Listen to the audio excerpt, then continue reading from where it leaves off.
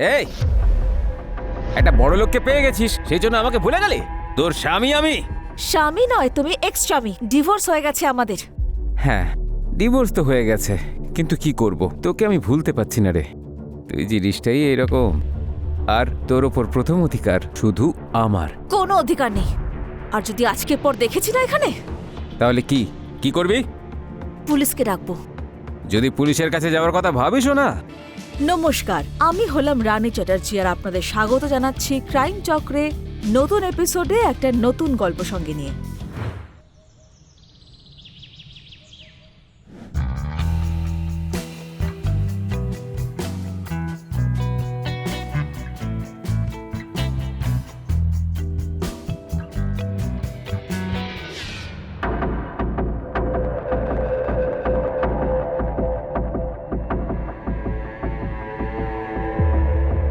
তুমি, তোমার সাহস হলো কি করে আমার বাড়িতে আসার? এই, একটা বড় লোককে পেয়ে গেছিস, সেই জন্য আমাকে ভুলে গেলি? তোর স্বামী আমি। স্বামী নয়, তুমি এক্স স্বামী। ডিভোর্স হয়ে গেছে আমাদের। হ্যাঁ, ডিভোর্স তো হয়ে গেছে, কিন্তু কি করব, তোকে আমি ভুলতে পারছি না রে। তুই জিনিসটাই এরকম, আর তোর ওপর প্রথম অধিকার শুধু আমার। কোনো অধিকার নেই। আর যদি আজকের পর দেখেছি না এখানে, তাহলে কি কি করবি? পুলিশকে ডাকবো। যদি পুলিশের কাছে যাওয়ার কথা ভাবিসও না, তাহলে তোকে আর তোর এই নতুন আইটেমকে না ভগবানের কাছে পৌঁছে দেব। ওখানেই লেখাস গিয়ে কমপ্লেন। চাইটা কি তোমার? হ্যাঁ, কেন পড়ে আছো আমার পিছনে? আমি তোকে শান্তিতে থাকতে দেখতে পাচ্ছি না, আর তোর জন্যই তো আমার জীবনটা বরবাদ হয়ে গেছে। তুই তো পেয়ে গেছিস সেই ছেলেটাকে, কিন্তু আমার কি হবে? চলে যাও এখান থেকে, আর নিজেও আরেকটা বিয়ে করে নাও। যেভাবে তুই করে নিয়েছিস। বেহায়া মেয়ে, এখন তো আমি যাচ্ছি, কিন্তু তোর হিসেব খুব তাড়াতাড়ি মেটাবো।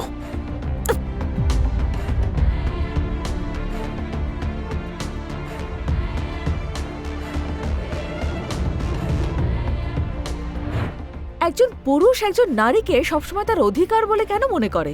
পুরুষদের এরকম কেন মনে হয় যে সমাজেরই বাজারের নারী এমন একজন খেলনা যার সঙ্গে যখন ইচ্ছা সে খেলতে পারে, আর ওকে যেভাবে ইচ্ছে সেভাবে রাখতে পারে, আর মন ভরে গেলে তাকে ফেলে দিতে পারে, তারপর আবার ইচ্ছে হলে তাকে কবজা করতে পারে। রেশমা আর রাজার ডিভোর্স হয়ে গিয়েছিল, আর রেশমা ধীরাজ নামে একটি ব্যক্তির সঙ্গে দ্বিতীয় বিয়ে করে। কিন্তু তার প্রথম স্বামী রাজা তারপরেও তার পেছনে পড়েছিল, আর তার সুখী জীবনে অশুভ ছায়ার মতো সেঁটে ছিল।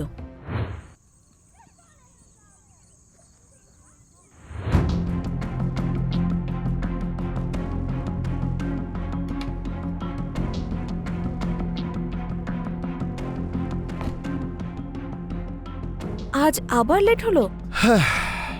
কি করব, কাজ এত না। এই কাজের চক্করে না তুমি আমাকে ভুলে যাচ্ছ। আরে তোমাকে আমি কি করে ভুলতে পারি? তুমি কি ভুলে যাওয়ার মতো? তাহলে তুমি কাজে এত ব্যস্ত থাকলে আমার কি হবে? আরে দিনে ইনকাম করতে যেতে হয়, আর রাতে তোমাকে সেবা করার কাজ করতে হয়। ব্যাস, এটাই তো আমার জীবন, ডার্লিং। আজ রাজা এসেছিল। কি? ও বাড়িতে ঢুকলো কি করে? ঘরে নয়, সুইমিং পুলের সামনে বসেছিলাম, ওখানে এসেছিল। ওর এত সাহস! ওর থেকে তুমি দূরে কেন থাকো না? এতে আমার দোষ কি? ও আমাকে বিরক্ত করছিল, আর তার সাথে ও আমাকে আর তোমাকে মেরে ফেলার হুমকি দিয়ে গেছে। ওর এত সাহস! ওর একটা ব্যবস্থা করতেই হবে। ওকে তো আমি পরে দেখে নিচ্ছি। যাই হোক, আজকে আমাদের মুডটা নষ্ট করতে চাই না। ওর কথা পরে ভাববো। হুম?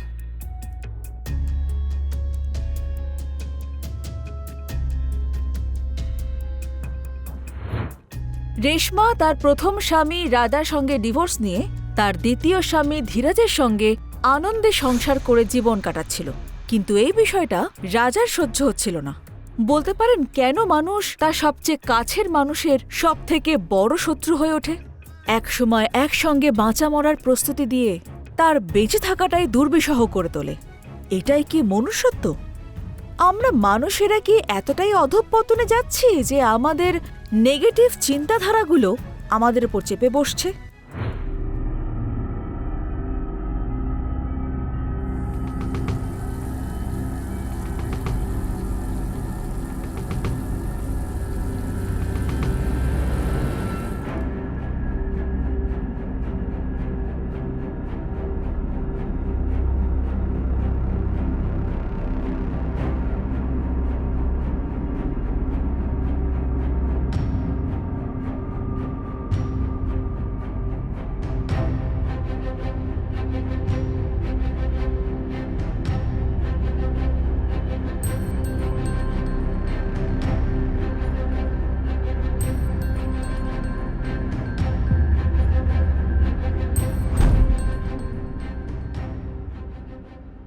তোমার কথা খুব মনে পড়ছিল। এখন কেন মনে পড়ছে? যখন ছেড়ে গেছিলে তখন তো একবার ফিরেও তাকাওনি। আসলে ব্যাপারটা হলো, তোমাকে ছাড়া না মনটা ঠিক। দেখো, আমার কাছে আসবে না, না হলে না হলে না হলে কি? হ্যাঁ, না হলে ছাড়ো আমাকে আদিত্য। এই, আমি শুধু তোকে ছেড়েছি, এখনো ডিভোর্স দিইনি, তার মানে এখনো অধিকার আছে আমার।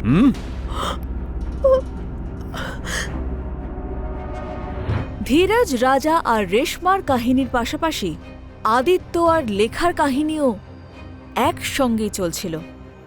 এই কাহিনীগুলো কি একে অপরের সঙ্গে জড়িত ছিল, নাকি দুটি কাহিনী আলাদা অপরাধের আখ্যান হিসেবে একই সঙ্গে জুড়ে গিয়েছিল? আদিত্যর এভাবে তার স্ত্রীর সঙ্গে জবরদস্তি করাটাও কিন্তু একটা অপরাধ। কিন্তু বৈবাহিক জীবনে চার দেওয়ালের মাঝে না জানে কত মহিলাই রোজ এরকম জবরদস্তি চুপচাপ সহ্য করে নিয়ে চোখের জল মুছে ঘুমিয়ে পড়ে।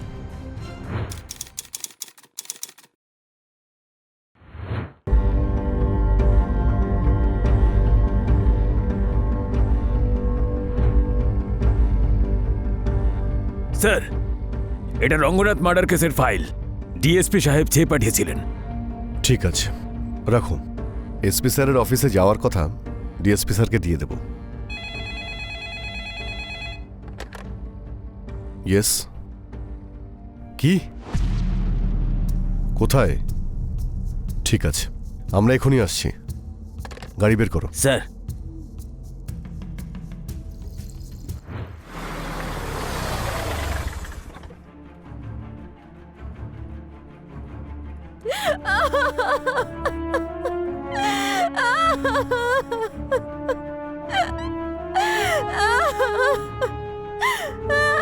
ম্যাডাম নিজেকে সামলান আর বডিতে হাত লাগাবেন না।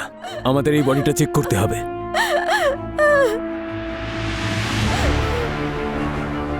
ওঠাও।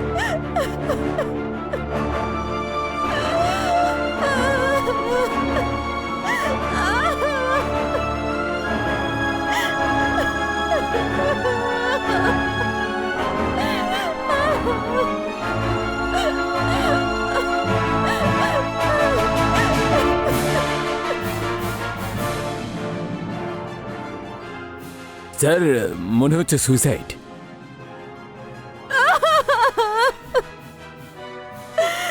কাল পর্যন্ত তো ঠিকই ছিল, আজ কেন সুইসাইড করলো কে জানে। ম্যাডাম প্লিজ, আপনি নিজেকে সামলান। আপনাকে এখন আমাদের সঙ্গে পুলিশ স্টেশনে যেতে হবে। আপনাকে জিজ্ঞাসাবাদ করব। যাদব, বডিকে পোস্টমর্টমের জন্য পাঠিয়ে দাও।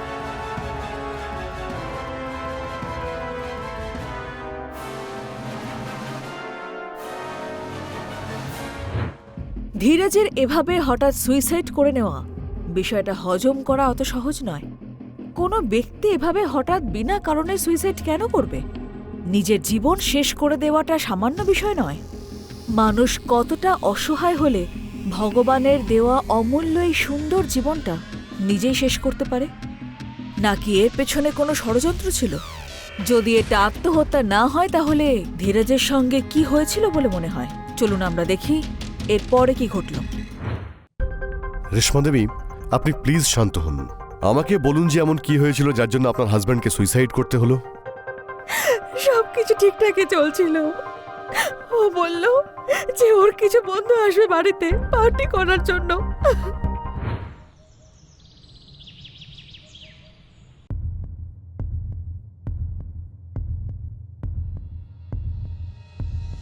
রেশমা, আমার সোনা। রেশমা, আসলে আজকে সন্ধ্যেবেলা আমার কয়েকজন বন্ধু এখানে আসবে পার্টি করার জন্য। তো সেই জন্য তুমি একটু বিরক্ত হতে পারো। তুমি একটা কাজ করো, সুষমা দিদি আছে না, ওনার বাড়িতে চলে যাও। যখনই পার্টি শেষ হবে আর আমার সব বন্ধুরা চলে যাবে, তখন তোমাকে আবার ডেকে নেব। ঠিক আছে? ঠিক আছে, আমি চলে যাব। তুমি ভালো করে এনজয় করো। Okay? Thank you, thank you, thank you, thank you so much.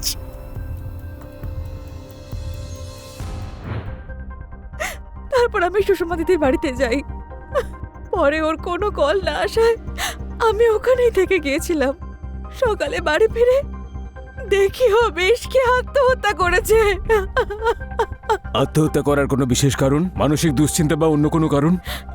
মানসিক দুশ্চিন্তা তো কিছুই ছিল না, কিন্তু হতে পারে আমার এক্স হাজবেন্ড। Ex husband? হ্যাঁ, ধীরাজের সঙ্গে আমার দ্বিতীয় বিয়ে। আমার প্রথম স্বামী রাজা আমায় খুব অত্যাচার করত, তাই আমি ওকে ডিভোর্স দিয়ে ধীরাজকে বিয়ে করে নিই। তাহলে এই আত্মহত্যার সঙ্গে রাজার সম্পর্ক কি? রাজা এসে আমাকে যেভাবে বিরক্ত করত সে ব্যাপারে ধীরাজকে বলেছিলাম। ধীরাজ বলল যে ও কথা বলবে ওর সঙ্গে। আমার মনে হচ্ছে রাজাই বাধ্য করেছে ধীরাজকে, নাহলে ধীরাজ কখনো আত্মহত্যা করতে পারে না। ওই রাজাকে তুলে নিয়ে এসো। Yes sir.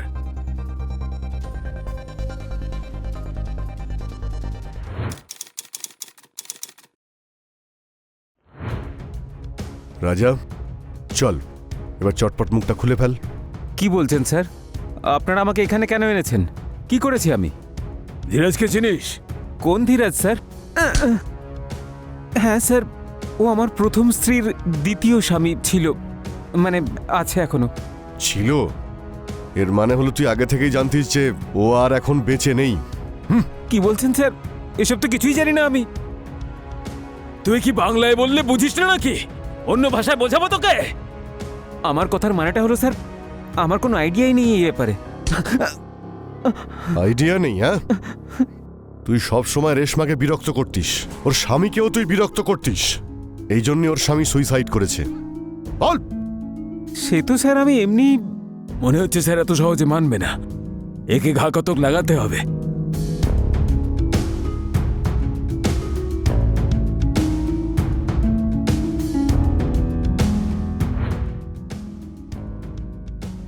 যাদব, এটা সুইসাইড বলে মনে হচ্ছে না।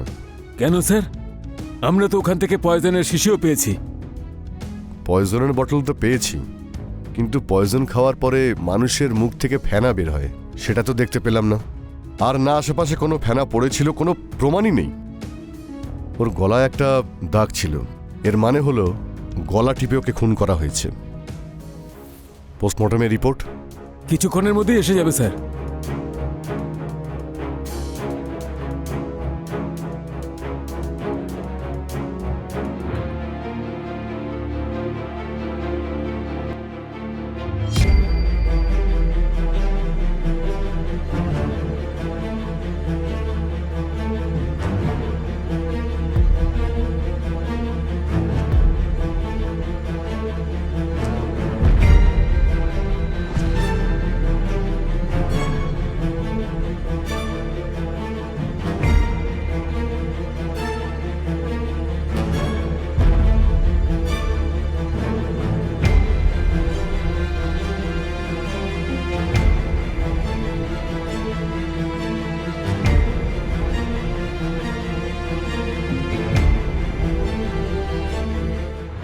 লেখা এভাবে চুপে চুপে রেশমার ওপর নজর কেন রাখছিল?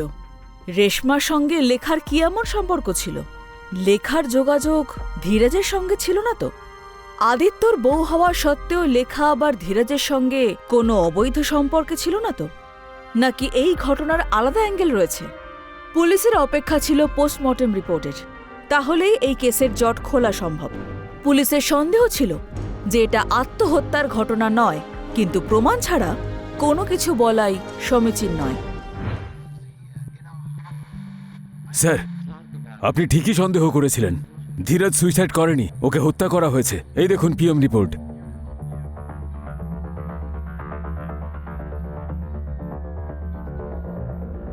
ধীরাজের গলায় দাগ রয়েছে, এর মানে হলো কেউ গলা টিপে ওকে খুন করেছে রাত প্রায় 9টার সময়।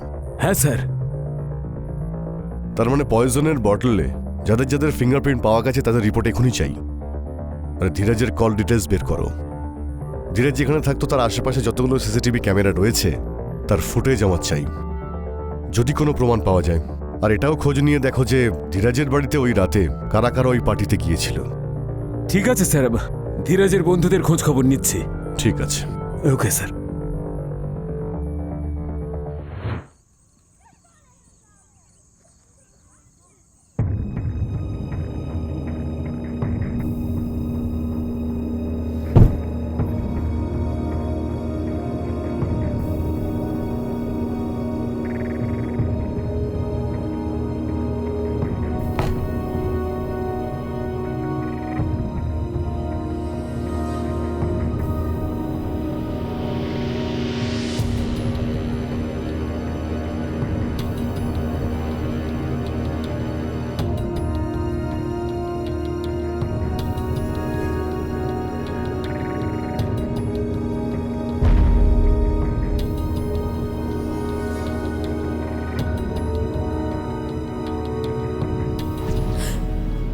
তুমি আমাকে মিস করছিলি তো? তুমি ভিতরে কি করে এলে? আমি যখন চাইবো তোর কাছে আসতে পারি। কে আটকাবে আমাকে? হুম? দেখো, আমি তোমার নামে পুলিশে কমপ্লেন করব। যা কর, পুলিশে কমপ্লেন কর। তারপরে কি? আমি জেলে যাব। তারপর যখন আমি বাইরে বেরিয়ে আসব, তখন তোর কি হবে? তুমি কেন আমার পিছনে পড়ে আছো? আমি কোথায় তোর পেছনে পড়ে আছি? আমি তো শুধু তোকে ভালোবাসতে চাই। বলবো নাকি কিভাবে? না আদিত্য, না না না আদিত্য, না। একদিকে ধীরাজের মার্ডার মিস্ট্রি সলভ করার জন্য পুলিশ প্রমাণ একত্রিত করছিল, তখনই অন্যদিকে আদিত্য তার বউয়ের ওপর অত্যাচার করছিল। এমন কী রহস্য ছিল লেখার জীবনে? ও কিভাবে জড়িত ছিল ধীরাজের সঙ্গে, আর কেন আদিত্য ওর সঙ্গে এরকম ব্যবহার করছিল? এই সব কিছুই কি কোথাও না কোথাও জড়িত, নাকি দুটো শুধুমাত্র আলাদা কাহিনী ছিল? পুলিশ ধীরাজের বাড়ির আশেপাশে সমস্ত সিসিটিভি ফুটেজ খোঁজার চেষ্টা করছিল, কিন্তু আশেপাশে কোনো সিসিটিভি ক্যামেরা না হওয়ার জন্য পুলিশের এই চেষ্টা ব্যর্থ হয়। এখনই এটা পাঠিয়ে দাও। হ্যাঁ স্যার, আপনার সঙ্গে আমার কিছু কথা আছে। হ্যাঁ, প্লিজ বসুন। ভালো হয়েছে আপনি নিজে এসেছেন। আপনার সঙ্গে প্রয়োজনীয় কথা ছিল। আপনার এক্স হাজবেন্ড রাজাকে আমরা ইন্টারোগেট করেছি, কিন্তু ওর কাছ থেকে আমরা কিছুই জানতে পারিনি। আপনার স্বামী কিন্তু আত্মহত্যা করেনি, বরং ওকে মার্ডার করা হয়েছে। গলা টিপে ওনাকে কেউ খুন করেছে। কি বলছেন কি আপনি? রেশমা দেবী, নিন জল খান প্লিজ।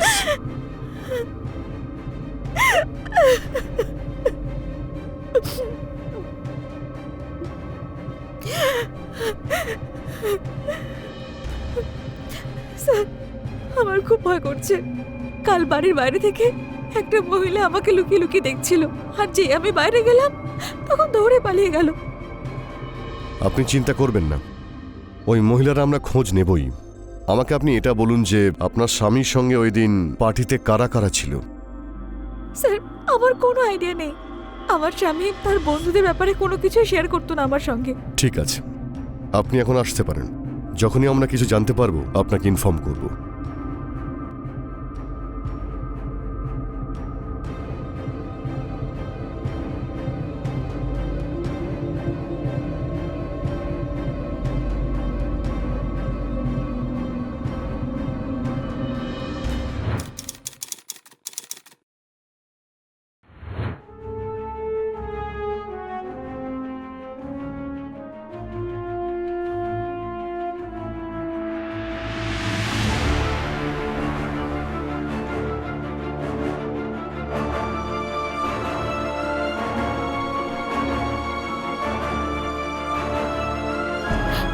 তুমি তুমি তো ভয় পাই দিলে আমাকে। আমাকে ভয় পাওয়ার কি আছে? আমি তো তোমার ভালোবাসার জিনিস। ধীরাজ সুইসাইড করেনি, ওকে মার্ডার করা হয়েছে, আর এটা পুলিশ জানতে পেরেছে। আমরা সেফ নই এখানে। আমাদের পালাতে হবে এখান থেকে তাড়াতাড়ি। ঠিক আছে, কালকে সকালবেলাতেই বেরিয়ে যাব, কিন্তু এখন রাত তো কাটতে দাও। হ্যাঁ, অবশ্যই কাটাবি, তবে লকআপে। এত তাড়ার কি আছে? ওকে নিয়ে চলো। চল।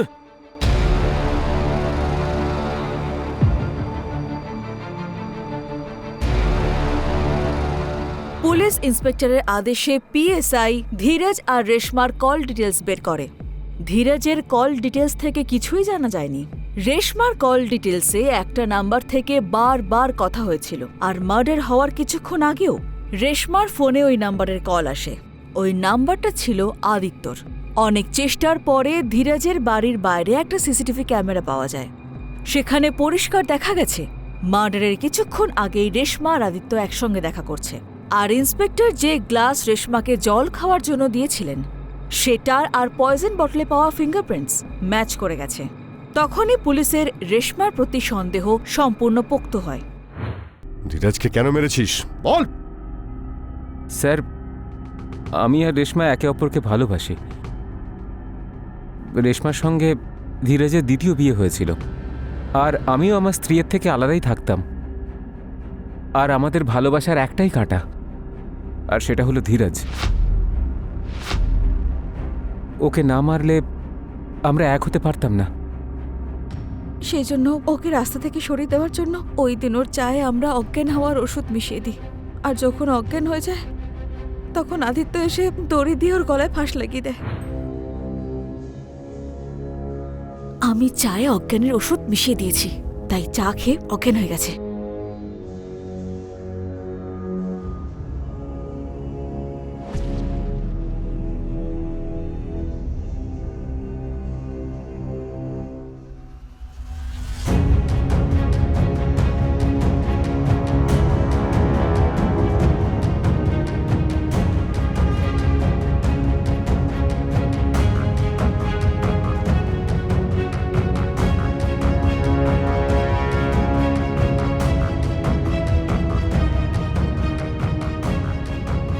এবার একটা কাজ করো, পয়জনের বোতলটা ওখানে রেখে দাও, যাতে আমরা দেখাতে পারি এটা সুইসাইড।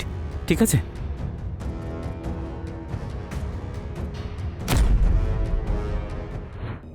তারপর পয়জনের বটল ওখানে রাখলাম আর ভাবলাম এটাকে সুইসাইড বলে চালাবো।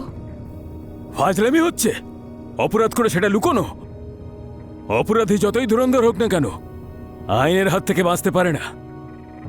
এবার তোমরা দুজন মিলে জেলে বসে নিজেদের পাপের শাস্তি ভোগ করবে।